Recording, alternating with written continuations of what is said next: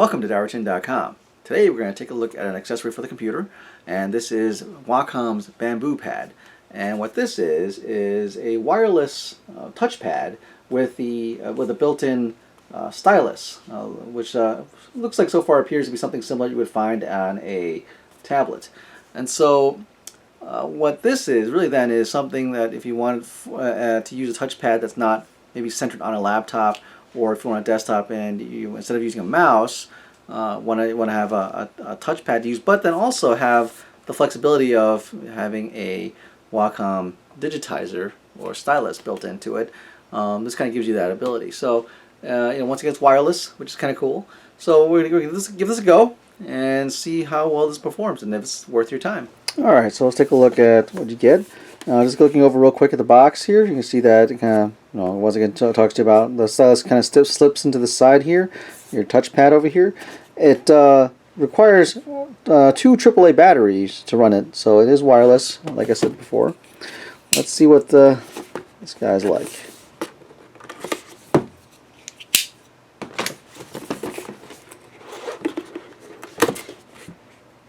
Alright, so here we have it. There's the device.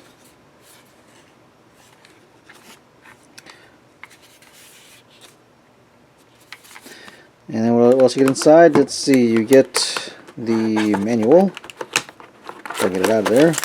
And you get the AAA batteries and a little transceiver dongle that goes into the system. So let's take a look at what we get. So here's the stylus. You can pull it out. So it's a it's a little nubby little thing, but guessing that's probably how it works. So this little bottom thing here is a button. It looks like a left-right toggle type of button. Alright, so what we'll do is I'll hook it up and we'll see what it's like. So here I have my Retina MacBook Pro, and we have the Bamboo Pad over here. So before I hook it up or anything, let's take a look at, once again, the physical build of this thing. You can see that it's a nice plastic setup here. It's a nice color, easy on the eyes. The pad itself is very, very thin, as you can see from this profile. It's very, very thin, and it kind of bulges up this little spot here, which hides the pen, which is really cool because it wouldn't be a Wacom if it didn't have a pen, right? So let's compare it to something similar that I have. I have right here, this is Logitech's original wireless touchpad that they had come out with. And in some ways it's very similar to this because, well, once again, it's a touchpad. If we compare the two, the Wacom is definitely thinner. It's also a little bit bigger too. Now you don't have the full area of this. It kind of has a little bit of a edge on the sides, and the touch area, the touch and drawing area doesn't go below this button here. So the thing about the Logitech, it had 2 large buttons on the side here for right, left click, and once again it had a small rectangular area that actually is the touch area, so it didn't really respond to touch on the edges. So the other thing is that this also used the Unifying, Logitech's Unifying dongle, which is kind of nice. Problem was, though, I think, is that there was no real place to put it in here, so you couldn't store it. So this is kind of you kind of leave it where it is, or you put it someplace else, and it could get easily lost, which is kind of unfortunate. But this is an older first-gen touchpad that Logitech had made. All right, let's go back talking about this guy here. Okay, so let's open it up. Now this thing uses 2 AAA batteries. So the Logitech one used doubles. This is triple, so it maintains a small profile. The wireless receiver is over here. Now I'm going to hold the batteries because sometimes they tend to pop out sometimes. They easily pop out, which is kind of a little bit annoying. So I'm going to put these batteries back in. I want to hold them in place while I pull the receiver out. There we go. I'll close this guy up. So it's a bit of kind of a pain that the batteries pop out so easily. Alright, so here we go. So, the on-off switch is over here. I'm going to plug this into the side. Okay, so there we have it. It's plugged in. So I'm going to move this a little bit closer so we can actually see it in action here. So once it is, I can turn it on. The little blue LED turns on here, so we know that it is now on.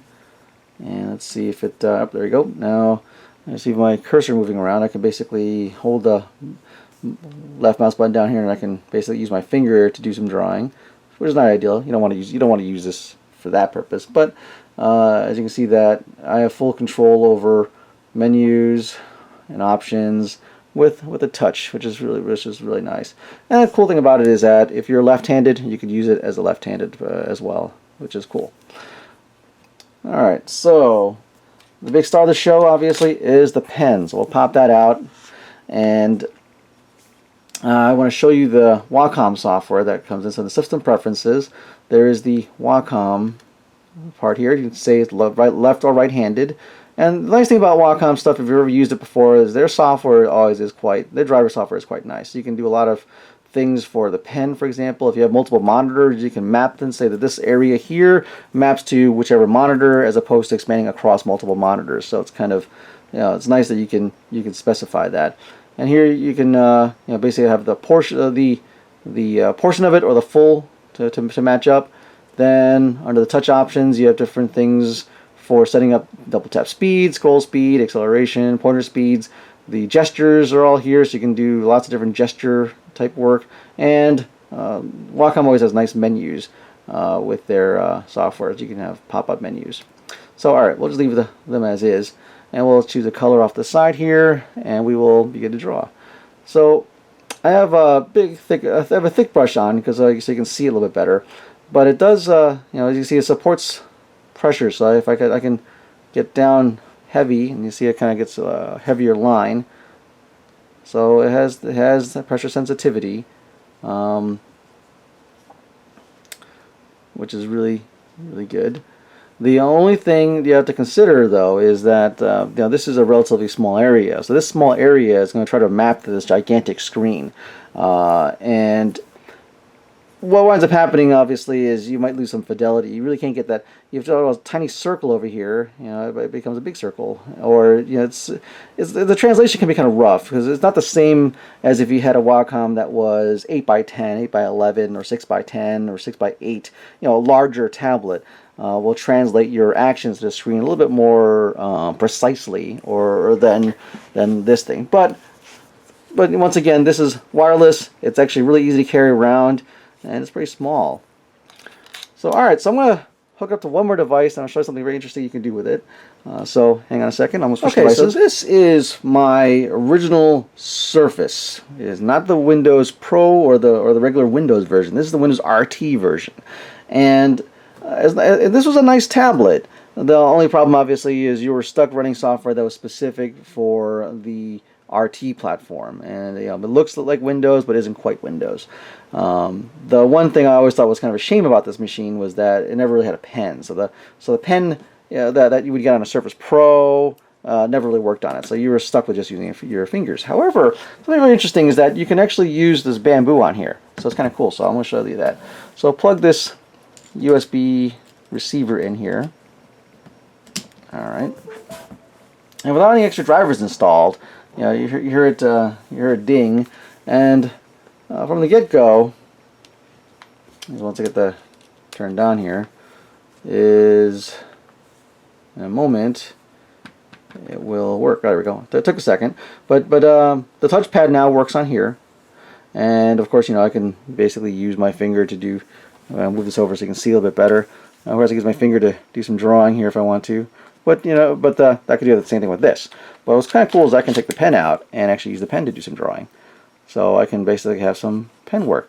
Now, the one caveat is that even though this pen does work, you're not going to get pressure from it, because there's no drivers for Wacom for Windows RT. So, but the nifty thing is, like, say using something like Fresh Paint over here, I can actually go and sort of use this device and have pen functionality, and get some better precision and maybe a bit better feel for working on Windows RT with a pen, because you don't have one here, but this kind of gives you that kind of pen functionality. Which is kind of a nifty thing you can do. So it's kind of nifty that you can actually have a pen on an RT machine, which isn't there by default. and also have this as used as a touchpad. So it does work on Windows RT. So that's actually something very cool I wanted to show you.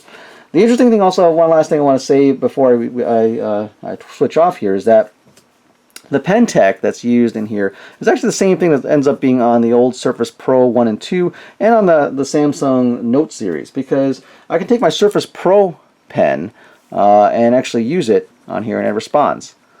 So it's the same pen technology here as on the tablets. And I can even take my Bamboo Feel pen that was for my Samsung Galaxy Note series tablets, and they work just fine over here as well, so I can actually use them. And actually in some ways it's kind of nice because this pen is very smooth feeling on this surface, so it's very, very handy. So something to consider. You know, if you have an old RT machine, want pen capability, this is not a bad thing to have. And also having it as an external touchpad, which is probably better than the little funny thing that they gave you on the original touch keyboard type keyboard. So there you have it, a look at the Wacom Bamboo Pad. And if you have any questions about it or anything you want to see that I have not shown, please subscribe and send me some feedback. Thanks for watching.